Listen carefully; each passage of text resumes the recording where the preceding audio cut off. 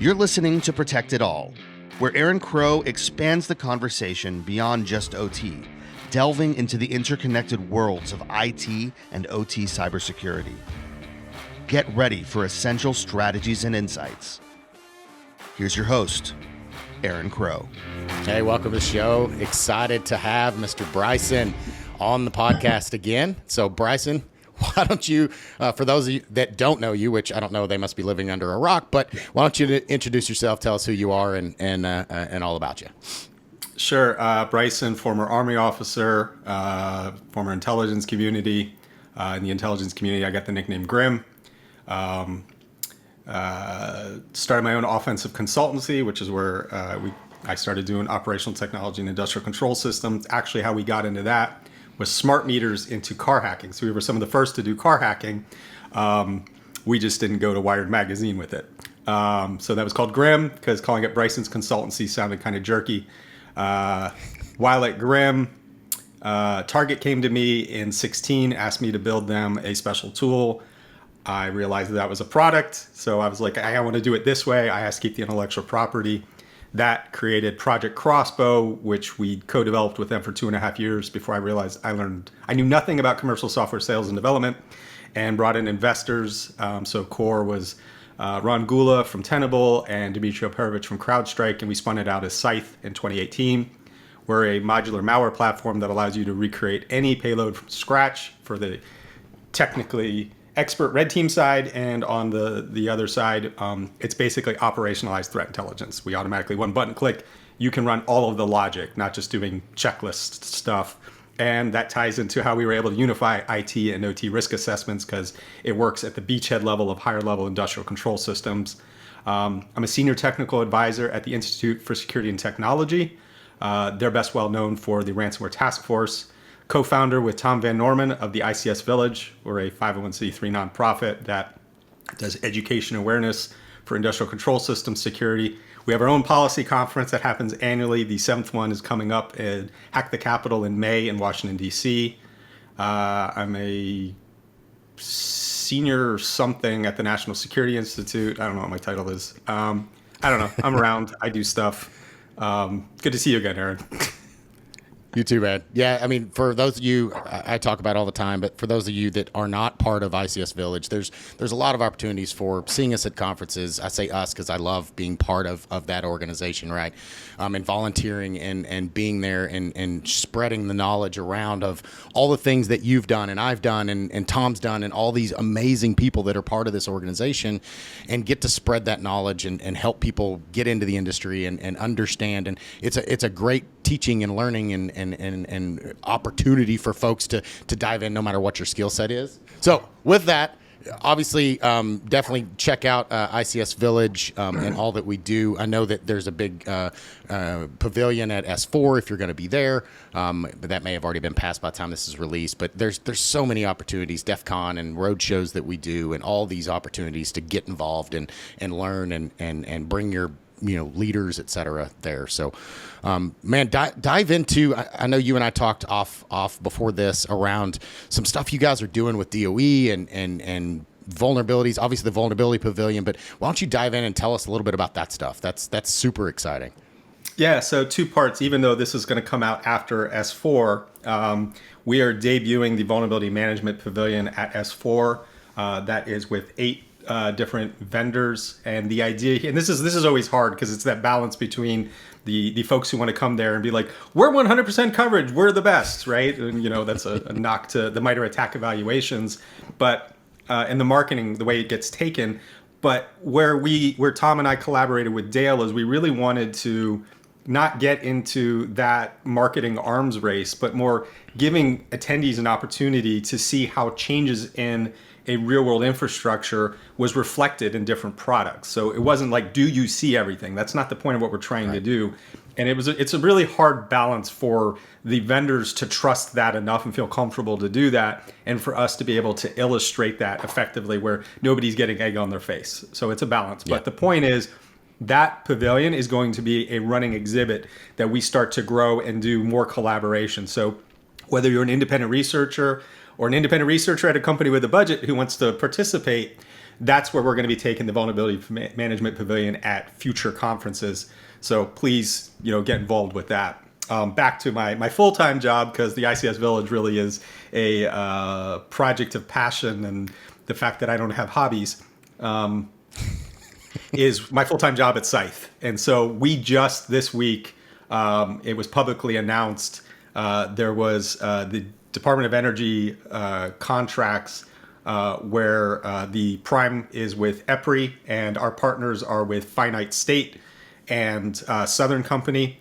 We are going to be doing a joint vulnerability management research and development project. And so the idea there is where Finite State is able to establish vulnerabilities. The problem with vulnerability management is you get into the Sisyphean whack-a-mole, right? You run a scan, there's a bunch of problems, and particularly in operational technology, you're not patching those problems. So it's more like, how do I mitigate these things? And whatever you mitigate, you run the scan, and there's more. It's the same amount, right? There's constantly more vulnerabilities. It's the way code and hardware work. So our view is, it's not about stopping those things, it's about prioritizing them. And the way I like to point that out is, step one, you should get credit for the work you're already doing. You had a defensive posture of tools, hardware, and people that were there beforehand. And this is one of the things I really like about operational technology is, I don't think it gets the credit that there was already an organic defense in the resilience and the architecture that was there prior, right? The cybersecurity is this additional layer, which is a problem that we've had to tackle, and that's where we've seen the industry really work in the last 10 years. But the organic way that it was there already had some level of security. And then, of course, you have preventative and detective controls and architectural mitigations. I mean, you have your air gaps. Yep. So what do those mean for a vulnerability? And what does the vulnerability mean? So getting credit for what you've already done, and then understanding access and impact of a particular vulnerability helps you prioritize then what you're learning in your environment from, hey, we've got this list, we've got the KEVs that CISA has told us about. Now let's put those in perspective so we can tackle them in a data-driven security first approach, as opposed to just compliance. We're supposed to run around and knock things out. So that's the idea behind the outcome of this is Finite State's finding these vulnerabilities. Southern Company and EPRI are providing the asset owner perspective and infrastructure, so it's real world. And then with Scythe, the ability to provide that context and the attack logic in depth to understand context. And that's so powerful. Like, so I've worked as a consultant. I'm a consultant now again, and working for Big Four and others, even small firms. Right? Is it's really easy to walk into a power plant and have a list. I just did an assessment last week of a power plant, right? And there's Windows XP, and I had a non-experienced person, not non-experienced. Yeah, exactly. Right. That was my talk a year ago here in Tampa. Is why is it running Windows XP? This is the poster for it. Exactly. Right. And I had a guy that was assisting me on this assessment, and he's an OT guy, but he's not really a power guy. Right. So he's not power utility experience. So we're walking in, and he's like, oh my gosh. And like his eyes are popping out of his head. And I'm like, that's fine. And he's like, wait, what? And I'm like, yeah, but it's disconnected. It's in the water lab. It's not connected to anything else. There's no control with it. Like, there's no, like, worst case scenario, a hacker gets a hold of the chemistry XP machine. So what? It doesn't impact it, right? They can't do their water lab, and they do it manually, right? It's not impacting that, right? And so it's really easy to walk in with a red pen and just mark up everything that's 30 years old and not patchable. But you really need to understand the attack vectors and the other things. They've got segmentation, and the networks are not connected to everything. And to really understand the risks of these environments and the vulnerabilities, because I can dump a finite state SBOM on top of it, but it can explode, and I don't know what the hell to do with that. Being able to contextualize what that means to me, like all of these things, and okay, so what? Tell me the story why these things matter and what I should do about it. That's the next step that asset owners are looking for. Yep. And then that ties to the research that I've been doing for the last 2 years. And so that was a talk that Tim Schultz and I gave at Sans ICS. That was the research that went into Ian Anderson's talk last year at S4. And then I think Ian and I gave that talk somewhere else. It might have been Sans ICS another year. And it was, so one of the problems I see in cybersecurity is we're so desperate for simple because it's such a complex problem. And so that's where MITRE ATT&CK gets abused, because MITRE ATT&CK is a brilliant compendium of possibility in how we can all have the same vocabulary to describe things, and everybody looks at it and goes, bingo card, right? And I think in OT you see the same problem in the Purdue model, because when I feel the Purdue model, it naturally gives me with 5 levels of that looks like defense in depth. Right. And the reality is, I mean, I'll give a consulting engagement I did last year where they had a common Active Directory domain between IT and OT. And I was like, you just realized with AD, you've made it one level. You've made your whole network flat. And they're like, what? Yep. I'm like, because all these firewalls and everything, Active Directory goes right over that. Like it's built to go through it. That's the point. And they're like, oh. And I was like, yes, you just, there are not 5 levels. You have 1 level. Nope. But even when you do properly implement 5 levels, from the attack view, it's really 3 levels. First of all, most attacks still are targeting the IT network because it's the large, squishy business email compromise phishing works. Moving laterally, crossing over the DMZ, which is always there. There is always a connection between IT and OT. And I love when I have somebody who is like, have you ever worked in a nuclear plant? And I'm like, yeah, you know how many stories I've seen where those air gaps aren't air gaps? Nice try. Okay. I understand. Right. And this is where we're going to go with this, which it comes to assumptions. But the point is, most attacks, and this is not to say do not pay attention to exposure on OT that is directly internet accessible. And for those of you who work in IT, I assure you, you need to be aware that your OT environment is already allowing third-party vendors directly into that environment. It's in the contract. They have to have that access. Right? So know that's there. If you didn't already know that's there, know that that's there. So I'm not obviating the need to manage OT direct exposure. But when we look at the most common threat vector, it's still IT, crossover to OT, and then that's the winning point is I've taken over the beachhead. The high-level industrial control systems, your SIS, your HMI, your DCS. I mean, HMIs are my favorite. I mean, it's built to do what it's supposed to do. I don't have to do anything special. I don't need to build In Destroyer 3. I just need to take over your Windows XP device that can't be patched, doesn't have an EDR, and I don't have to do discovery because it already connects to all of the lower level programmable logic controllers and just do this, do that, do this, do that. Done, right? I've created an impact. And so that just flattens the bottom, which is why there's, like I said, there's only 3 levels. And so with our tool, we're able to, because so much of where I see cybersecurity coming into OT starts with you have to build trust. These folks were already doing their jobs. They know their equipment. They're control engineers, automation engineers, safety engineers, plant engineers, call them what you will. They're already doing their jobs. So thanks for showing up and telling me I had a computer. I was good before. Why are you here? And get away from my stuff. Stay between the yellow lines, and you look like you've never worn PPE before, right? Right. This is the start. You know what I'm saying, right? This is the start of the relationship. And so what I like about how we've come up with this unified model is because IT is the biggest risk vector, you can do work and show how that work is protecting OT without getting into their pajamas, right? So you have this transparency, and this is why we advocate purple teaming so much, because purple teaming is a transparent exercise of the planning, the execution, and the fixes are all completely open book. And so from a building trust perspective, you're building trust with me, my process, and the tooling to do it, while I'm still showing you how we're getting to help you. And then as we build that trust, then we can start to walk our way across into the OT environment into a safe space, right? I don't need to go directly into the programmable logic controllers that are controlling, that high temperature boiler over there, which, we really don't want that to go out of tolerance. You're not doing crazy stuff there. But what if we start on, a jump box, bastion, or an HMI, right? And again, we're not sending commands. We're just showing that step of that attack logic and how our detective and preventative pieces can be built up. And then going to the final piece where we were talking about segmentation and air gaps, validate, prove it, right? That's the point. You've built stuff, you've bought stuff, you've got stuff.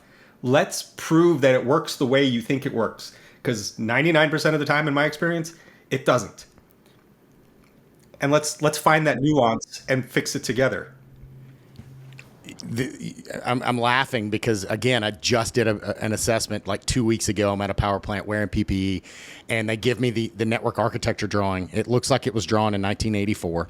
I'm asking the local plant person, who is the only person, what is this? What is that? Where is this box? Where is this box? And he doesn't know.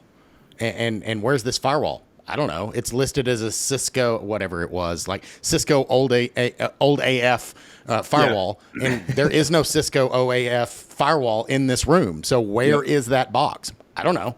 It's still in the drawing, though, and that's the latest drawing they have, right? So when they tell me they don't have remote access, or when they tell me there's no connection to the corporate network, how do you know? Obviously you don't, because you don't even know where a firewall is that's on the drawing that you gave me. Yep. And so this is the point, right? Validate that your east-west segmentation is the way it is. Your control zones are properly coordinated. And then it's so key to be able to understand monitoring on north-south, because that's where they're coming, right? It's coming north-south, in and out. That's command and control. That's lateral movement. And then east-west is an understanding of potential access to additional impact outside of the control zones, which were architected for that very reason, to contain impact. So how are you? So you talked about that trust, and that is so big, and that's something that most they skip over, right? They focus on the technology, and it doesn't matter how great your technology is. If you can't win over the plant manager, and it doesn't matter how great it is, he's never going to let you in the door. Like if you laughed about the PPE, which is why I was laughing about it, right? If I show up in penny loafers and slacks to a power plant, they're not going to let me in the door, right? They're not going to trust me. It doesn't matter how great my stuff is. Yep. They know that I don't belong here. Yeah. So I just flew back from Dallas, and I was teaching ransomware defense there with IANS, where I'm faculty. And so of course there's a large percentage of OT folks that were in the class. And one of the things that I really picked on with this is I get so many of these consulting calls where it's, a team of 1 to 4 engineers, typically on the IT side. They're trying to figure out how to handle the OT piece in for various reasons. At some point in a deployment, they're thinking about deploying, and they show me their technical architectures, and we go through all of this. And I'm like, your problem isn't the technical architecture. Your problem is leadership buy-in. And they're like, yeah, what? And here's the thing. Do not go to the senior executive. Do not go to the plant manager and be like, we're here to help. Take it. Instead, go to those folks and be like, what are your priorities? What keeps you up at night? What are you trying to do? Start the conversation from just listening. I mean, this drives me nuts in our field and it's funny because I coincidentally, when I got out of the Army, I took the first job I was offered because I was so terrified to be a civilian. I was broken. Sure. I had no idea what I was going to do. And so I ended up working for a multinational manufacturer in commercial and defense aerospace. And I guarantee you have been in a plane that I did the power supplies and subcontract assemblies for. So, right. But not the 737 MAX door. That I had nothing to do with that. All the other stuff has not failed, so my stuff is still good. And it blew my mind that, I got Lean Six Sigma certified. I worked with suppliers on refining their manufacturing processes and really got in depth on all of that stuff. And it just blew my mind how many folks didn't even know what the companies did for a living, on the other side. They didn't even not even walk the floor. They just didn't know what was even happening. And it's just ask. Stop trying to be we're here to do our thing. These folks run the company. These folks are the revenue production. You are support, right? I think about the same thing I learned in the military. There is combat arms, which is rounds on target and is making something happen. And then there's combat support. Your job is to help those folks do that. You are not in charge. You are not the lead. You follow them. So start by just not leading with your stuff. How can I help you? What are your priorities? And then if you are looking for the best way to connect what you do to what they do, there's 2 things. First of all, there is one silver lining to Colonial Pipeline. Ransomware is now what I call a kitchen word.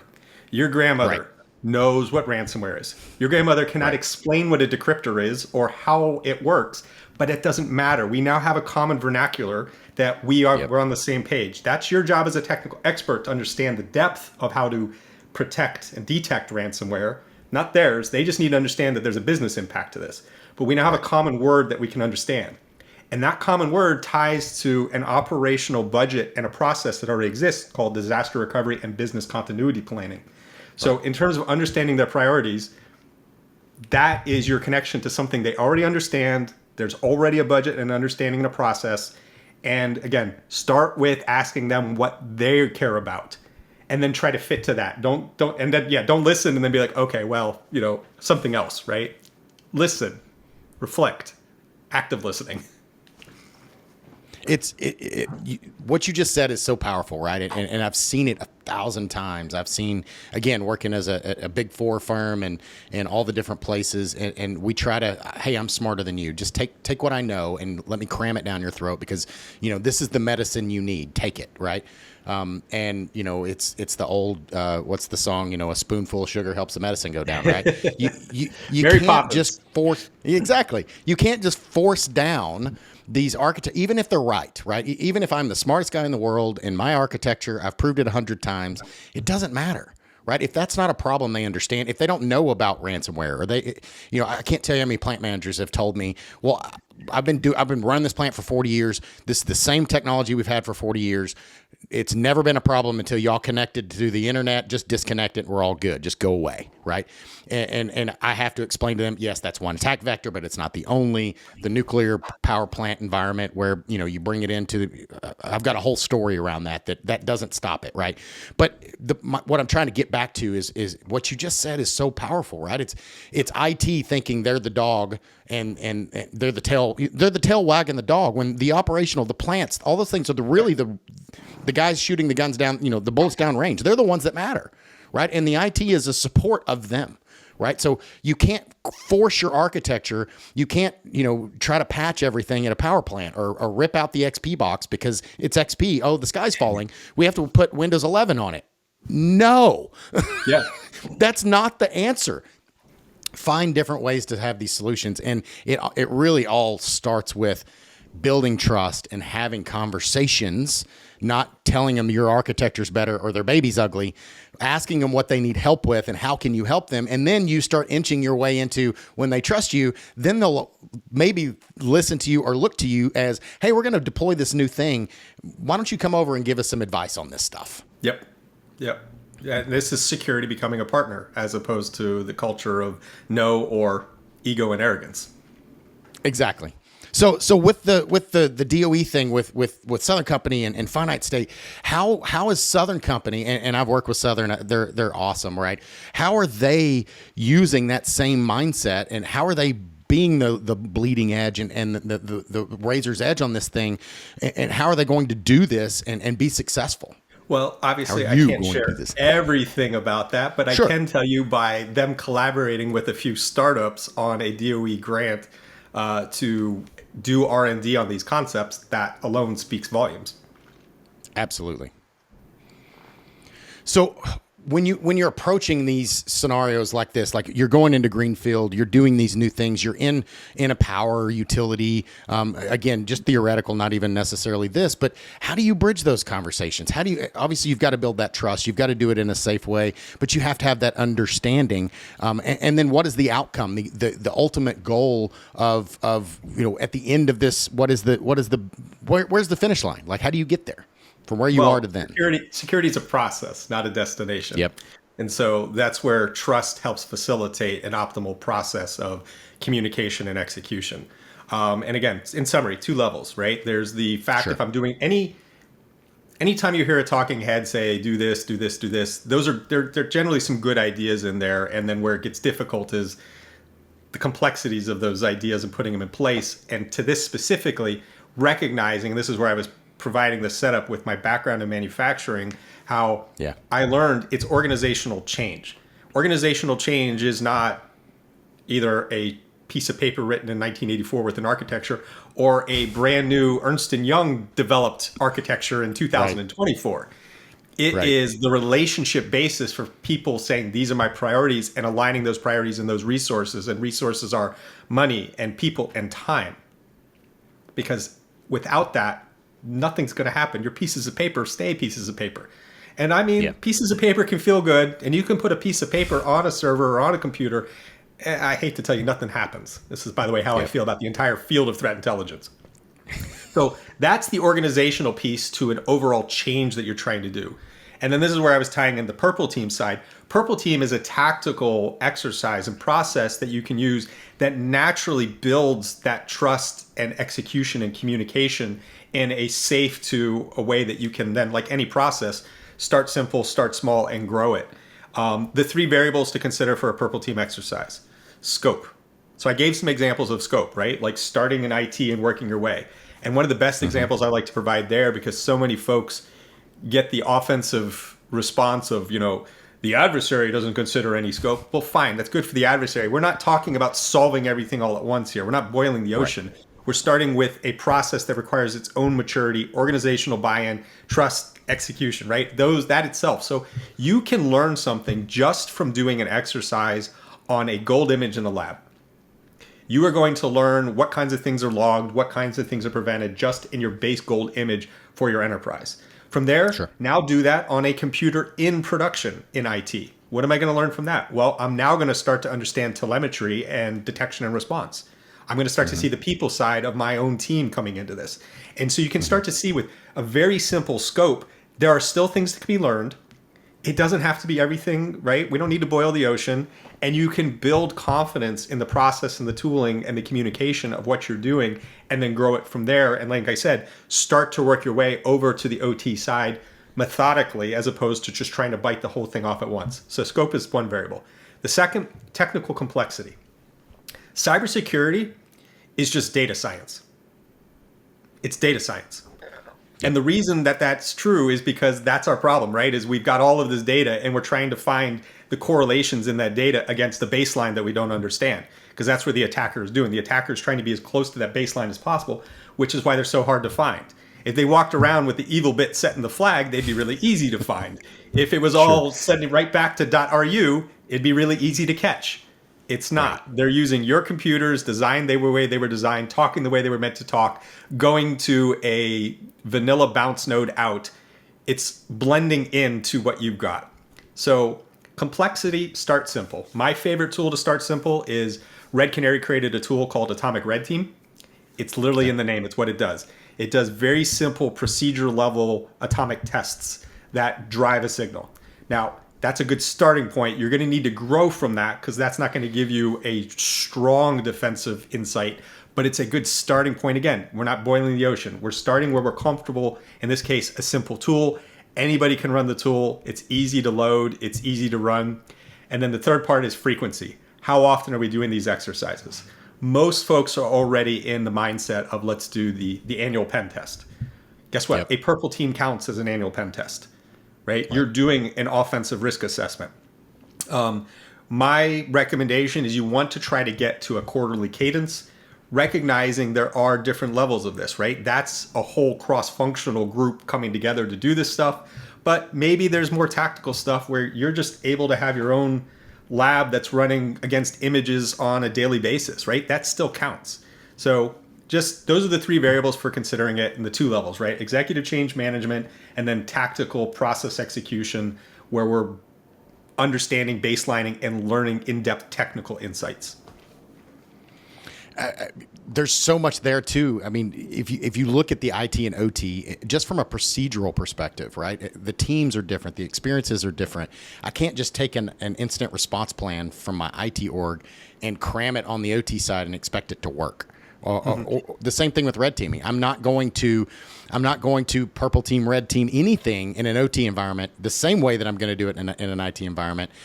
Just from the people involved. Like if you bring, again, as an asset owner in the past, I had one of the big 4 firms come in and they were doing a red team on the pen test on the IT side, and the CISO, they convinced the CISO, hey, we should do this in the OT side too. Sure. So they came over and I'm like, okay, so I'm going to use my laptop. You're not going to touch anything. You can tell me what commands you want me to do, and I may do them depending on the environment that we're in, and the system that we were wanting to run them against, right? It was completely different, right? I still got I checked the box. We went through the exercise. We learned a lot, but still, on the IT side, they just had carte blanche, right? They were doing their thing and they were running their scripts. They were doing what they need to do. They had this real big long list, and the first version of their report on the OT side, they had all of these gaps, and they had them all as negative. And again, this was 2011. It was a long time ago, right? Before there were really any OT products that existed, or even the OT market was fairly new from that term. But they had everything as a negative, and I had to walk through them with it and say, look, to your point, all the things that we had architected from an operational perspective were an actual benefit. So all the things that you had on here as negatives, I was countering, not all of them, but some of them as maybe they weren't good things, but they definitely weren't, rated 10, blinking light, horrible things. And this is the reason why. So I added that caveat. So it changed it from a glaringly red document to there are some things that we learned from this, but it's not all the sky's falling Chicken Little. That's also why I like purple teaming versus red teaming, and why I recommend do purple teams before you grow to red teams.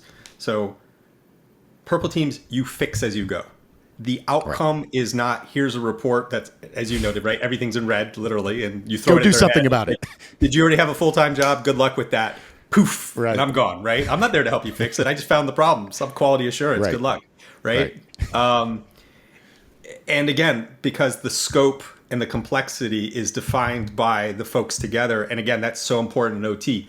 OT has the veto. They decide what you do and when you do it and how you do it. They get that choice. And also, a red team is, to me, is a more sophisticated operation. That's where I'm taking complexity all the way to the top.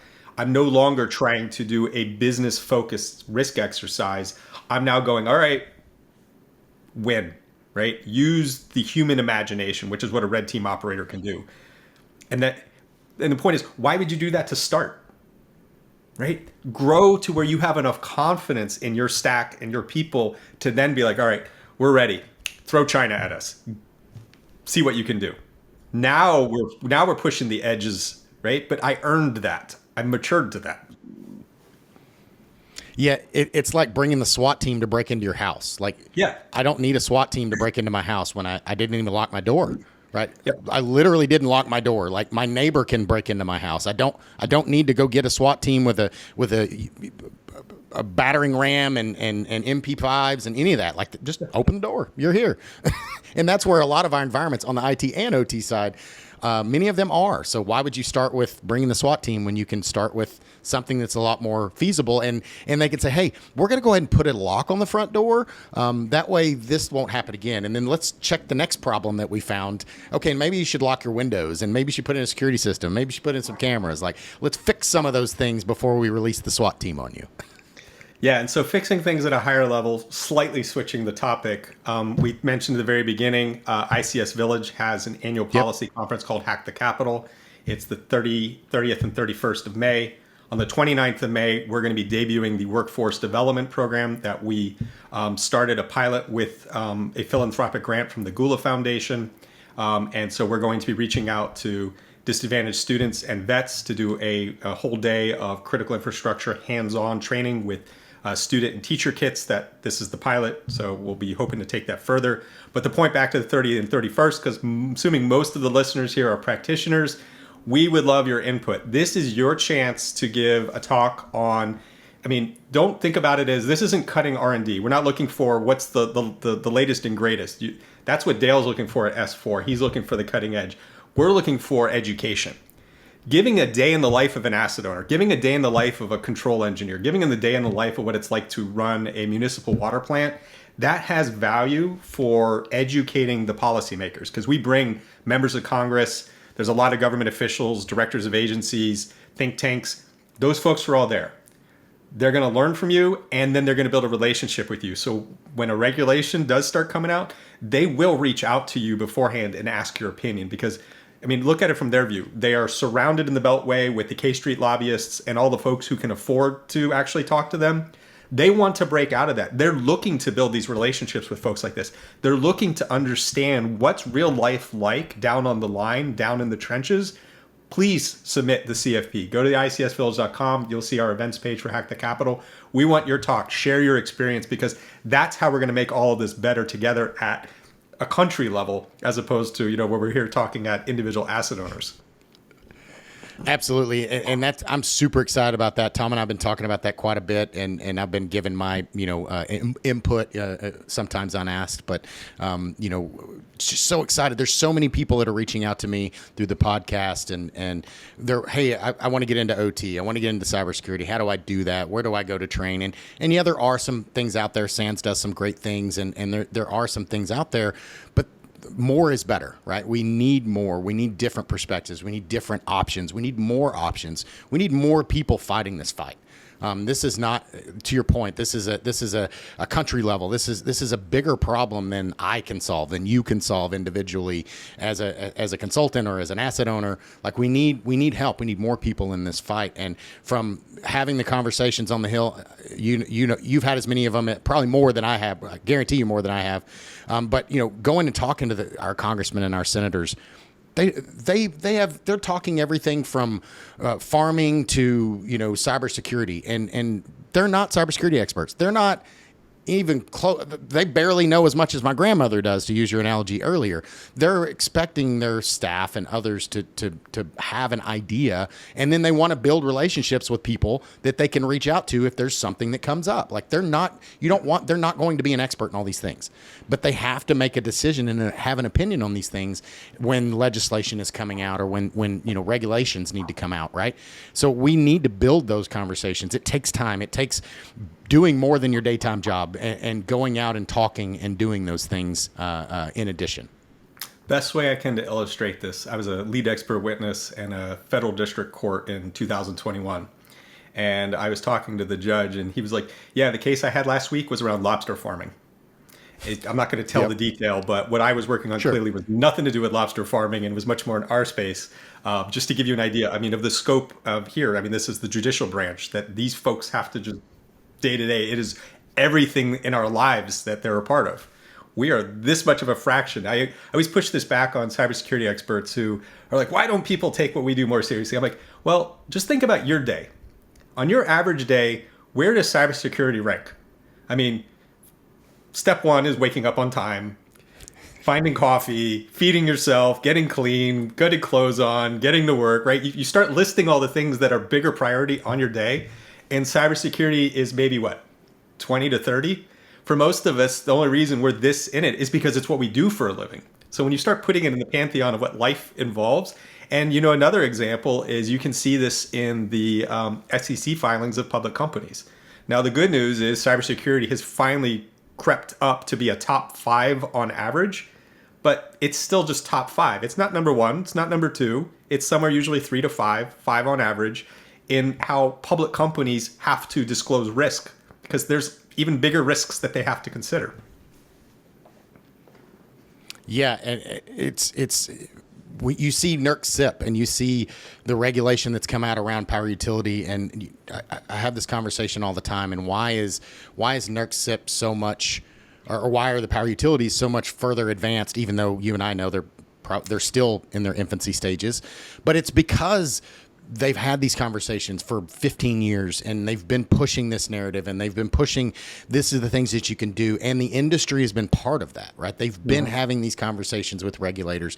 So they've gotten the spotlight, and these other industries haven't gotten as much spotlight, right? So we need to have these conversations. Things like Hack the Capitol are a great opportunity to get in front of people, have those conversations. And to your point, it's not, hey, my widget is the best widget. It's about, hey, these are the problems that I'm seeing. This is a day in the life of a consultant. These are the types of things that I'm seeing as an asset owner. These are the types of problems that I'm having from an operational perspective, not even just a cyber thing, but hey, I have all these things that I'm trying to solve.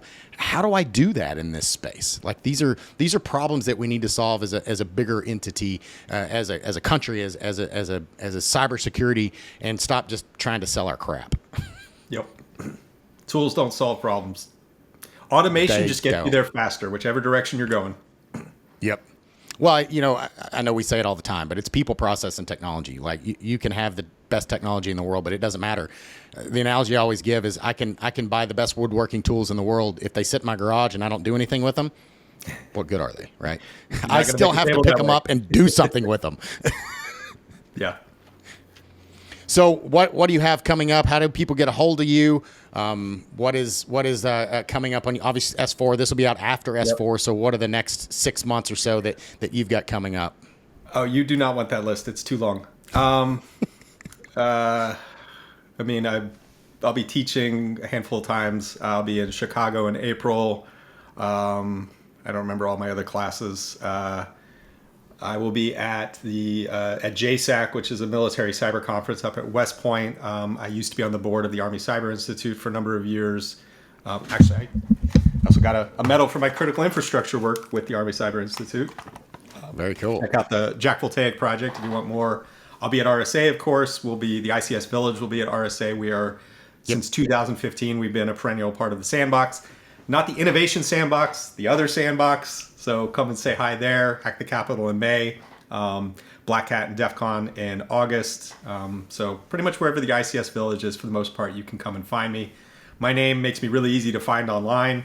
If you want dad jokes and the risk of spitting milk through your nose every day, that's my Twitter account. LinkedIn is a little bit more professional and usually just where I'll be. Right. Well, that's awesome. Most of those I'll be at as well, supporting the ICS Village. I always look forward to doing that work. Definitely, I think our ask is pretty clear here for people to get involved. Like, get your organization involved. If you're a vendor and you support this space, consider sponsoring the ICS Village, coming out and throwing your hat in. And again, it's a nonprofit, and the reason for that is because we're providing value to the greater organization. All of this, the infrastructure and all of this OT space, it's a great mechanism to build for a greater cause than just going to a conference. So it's a lot of fun, and there's a lot of good value and awesome conversations that we have there. Thank you. Appreciate it. And again, appreciate your support, because you do work with us on the volunteer side. Absolutely. Well, hey, Bryson, thank you. I'll put all those details in the show notes, but thank you again for your time and joining me on the podcast. Thanks for having me, man. Thanks for joining us on Protect It All, where we explore the crossroads of IT and OT cybersecurity. Remember to subscribe wherever you get your podcasts to stay ahead in this ever-evolving field. Until next time.